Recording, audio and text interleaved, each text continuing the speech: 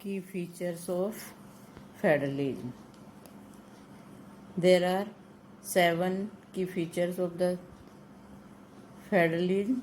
First is 2 or more levels of the government. There are 2 or more level और tyre of government. Level को ही tyre कहा जाता है.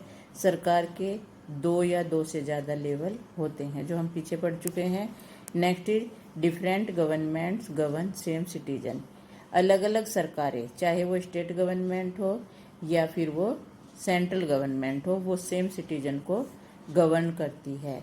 यानी हम सब जो सिटीजन होते हैं वो डिफरेंटली अलग अलग दोनों ही गवर्नमेंट के लिए वोट करते हैं.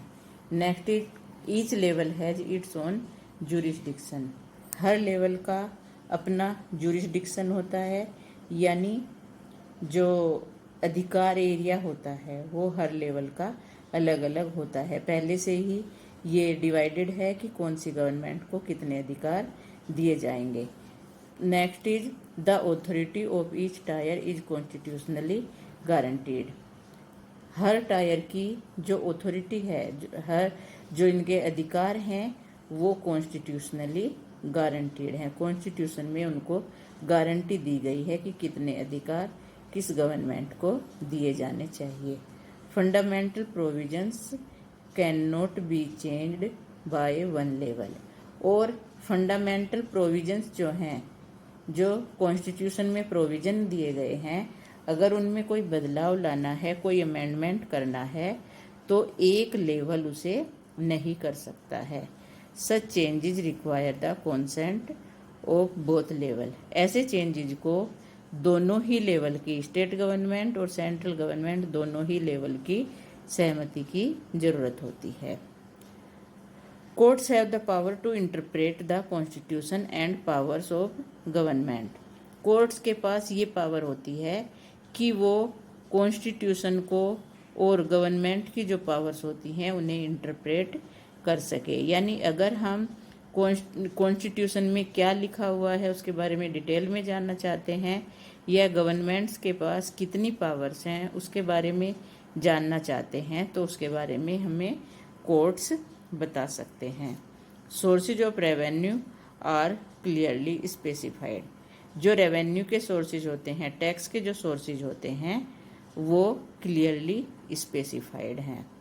There are only 7 features. I made 8 features because I made 2 from one part of the point. These 2 are 3 and 4. These 2 are of point number 3. 8th is the federal government has dual objective. Federal government का उद्देश्य double होता है. To safeguard and promote the unity of the country. जो country की unity है, जो एकता है, अखंडता है, उसे बनाए रखना और आगे के लिए उसे प्रोमोट करना. Second, at the same time accommodate regional diversity.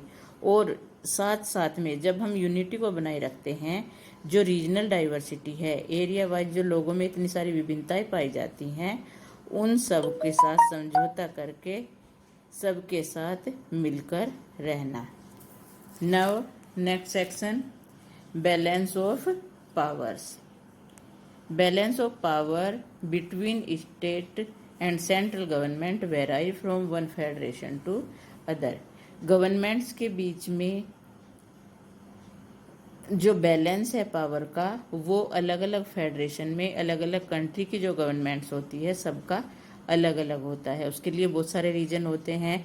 वहाँ की जियोग्राफिकल कंडीशन कैसी है, इकोनॉमिक कितनी है वहाँ की, फिर कंट्री जब इंडिपेंडेंट हुआ था तो वहाँ की सिचुएशन कैसी थी, ये सारी चीज़ें इसके लिए मैटर करती हैं. Now 2 kinds of federation. 2 तरह की फेडरेशंस होती हैं वर्ल्ड के कंट्रीज में. First is coming together federation.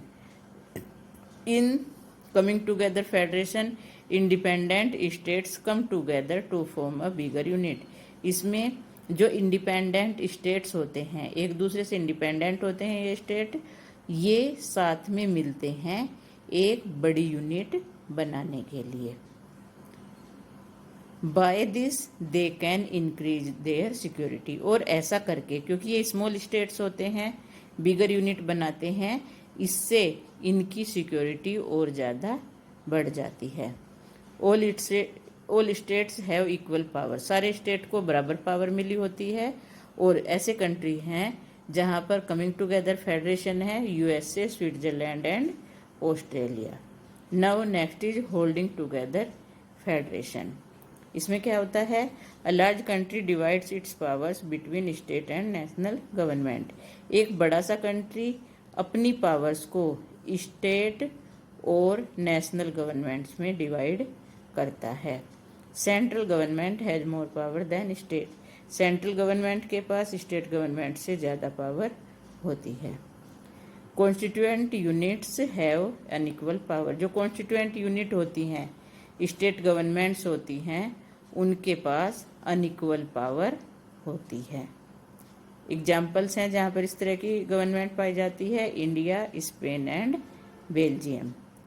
This section of the chapter is completed. In next video I will explain the next part of the chapter. Thank you.